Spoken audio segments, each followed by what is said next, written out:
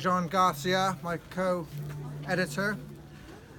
This book is very special to ISPSO because Jeff. And Pelliway. Is Pelliway right? No, she's there. Pelliway. Join us. Because we have chapter authors with us, Jeff Pelliway, Irina Claudia. We also have Susan Long. We have... Don't know how to stand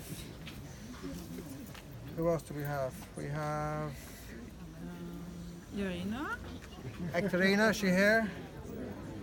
No. If it is, it's news to you. Vasahar Hassan. Yes. He wrote a wonderful chapter on Asian. This book was inspired by the keynote I gave you. I talked about the leadership discourses, and people always say to me when I go through discourses, they're from a Western perspective, they're from Western cultural perspective, and they say, what about China? What about these different countries?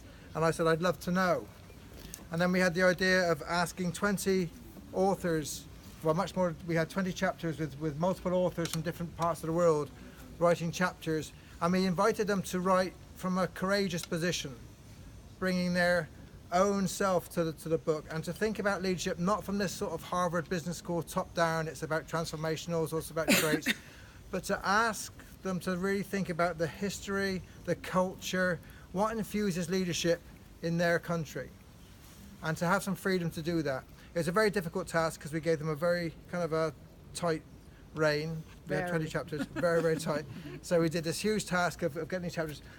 And then I worked with Eric Jean to edit these. And it was an absolute delight. I was just surprised by the richness, the wealth of data, how I think I'm quite an open thinker, and we try and be as open as we can, but how it challenged my own assumptions. You're really challenged with your own assumptions about different countries.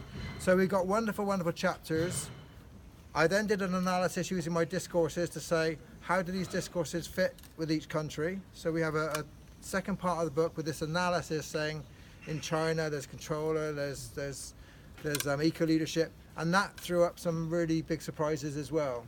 So it really challenged kind of people's assumptions and perceptions that these countries are like this and these countries are like this. So it is really, really rich. And then I asked myself, what's the gap? What's the lack? Bringing this Lacanian kind of idea. What's not in the leadership literature which we can look for? And it unleashed a whole new methodology of trying to understand leadership, because we looked at each chapter, and each chapter had a very particular symptom. So in Russia, for example, you can't understand Russian leadership without understanding the idea of sacrifice. 50 million people lost over many, many years. In different countries, we have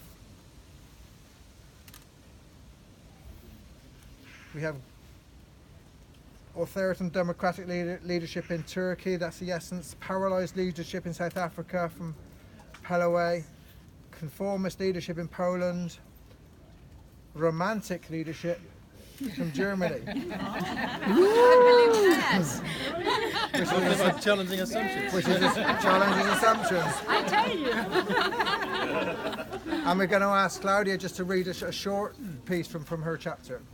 Yes. The title is German Leadership, a Dialectical Approach. And what I did is I created a little kind of diagram about the complexities and the polarities in German leadership, which is not about one way of doing leadership. So in Germany, the topic of leadership is a difficult one because it is historically burdened. In German companies, leadership is most often talked about by using terms such as senior leaders, leadership principles. It's becoming more and more common that English language terminology is used, but not for reason of increasing internationalization or globalization. Due to Germany's history, the shame felt about what transpired during World War II, the still existing dismay, and the deep moral rejection of what occurred continue to lead to, consciously and unconsciously, the avoidance of using the term of Führer, which would be the translation of leader. At the same time, in terms of the economy, Germany is a pioneer and leader of the European community, and in turn also globally.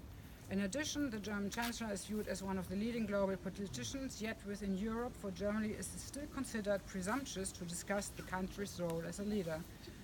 This perfectly illustrates how Germans deal with the term leadership. Ambivalence pervades through all segments.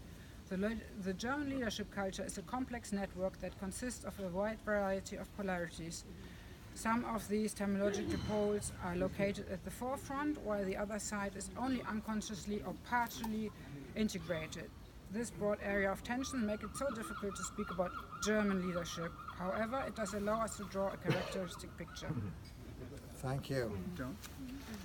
So, Ronald Barnett, the Professor of Higher Ed and College of London, writes, for anyone interested in leadership, this is an outstanding book. Conceptually rigorous, a global reach, telling examples, a sensitivity to cultural differences and imaginative ideas. What more could one want? And yet this volume does offer us more. No less than a brand new sense of leadership in and for the 21st century. Case proven. Buy the book.